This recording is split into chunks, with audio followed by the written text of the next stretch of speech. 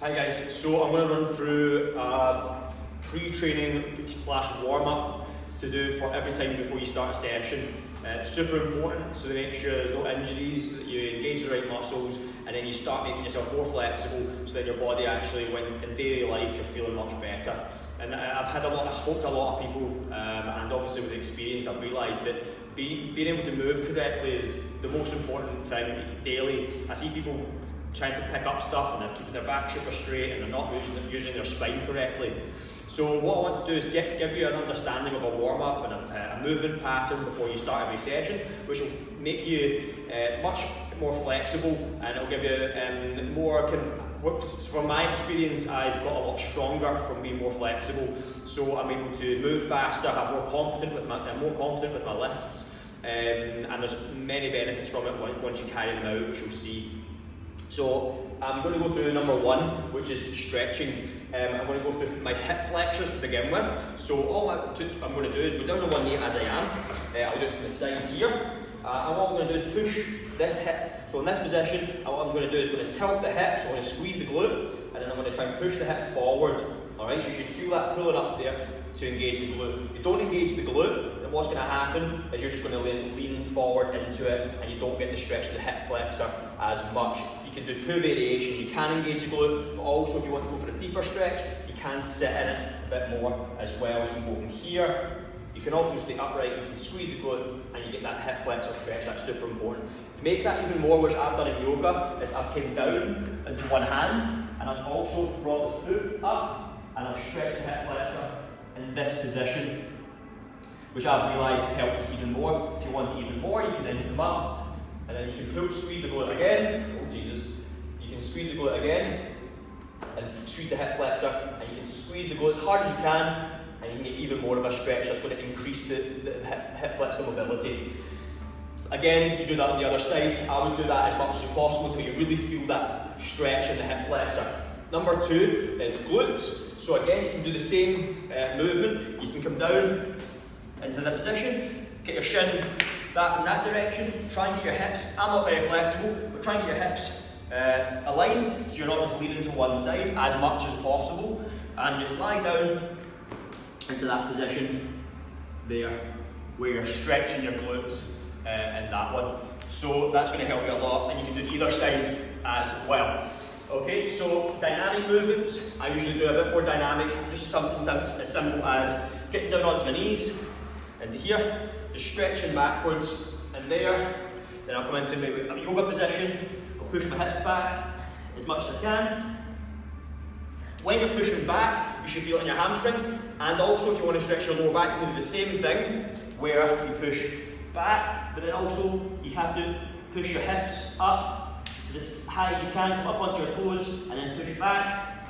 You'll feel that a little bit more on the lower back, okay? So that helps a lot.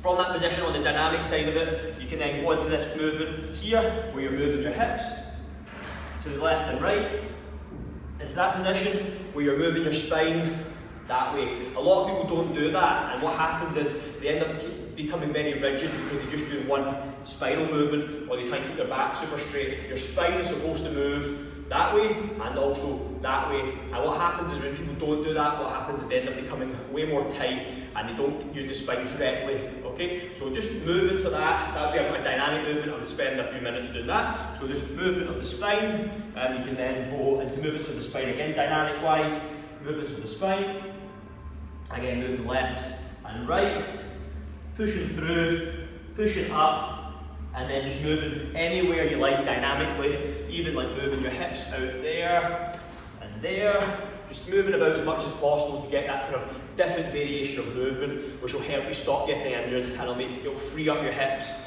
as opposed to just doing like a basic hamstring stretch like this, and then you move left and right and you end up pulling a muscle because your body's not used to moving in those directions.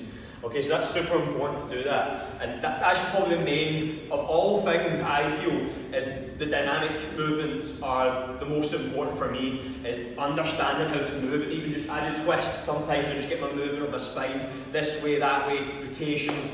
I just feel about my body, I get to know my body better, where I'm feeling more, my hips are feeling much more loose. Okay, so then anything you're more tight, other people have more tight on one thing than than others.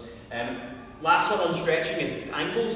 So what I normally do is, if you have nothing to hold on to, just getting down on the knee, putting the weight on top of the knee here, and just leaning forward.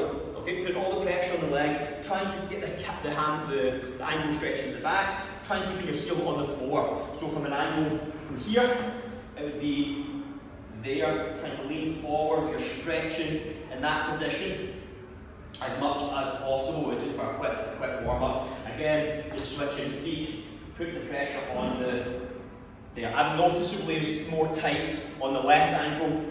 It's a lot harder for me. I can get my knee more forward on the right side, so you'll know your body better, and that really helps me. The ankles are super important, because if your ankles are tight, your whole hips, you're going to be stuck for mobility on your hips, because your ankles are super tight, and what will happen is your knees will come in and your ankles.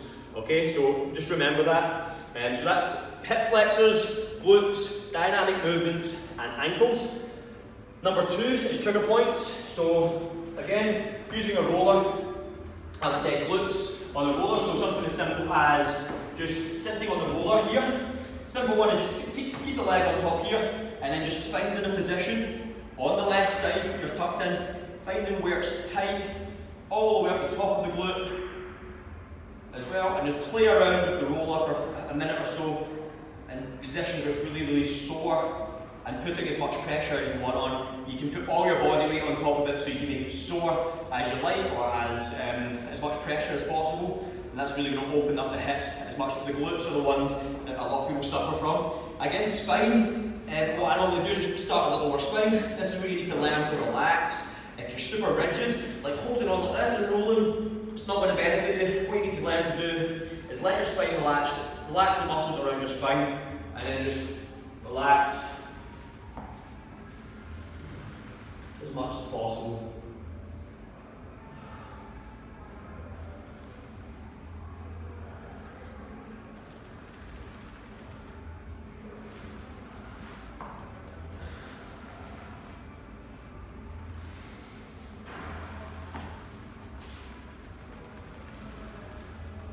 And sometimes you'll feel your spine kind of crack a little bit.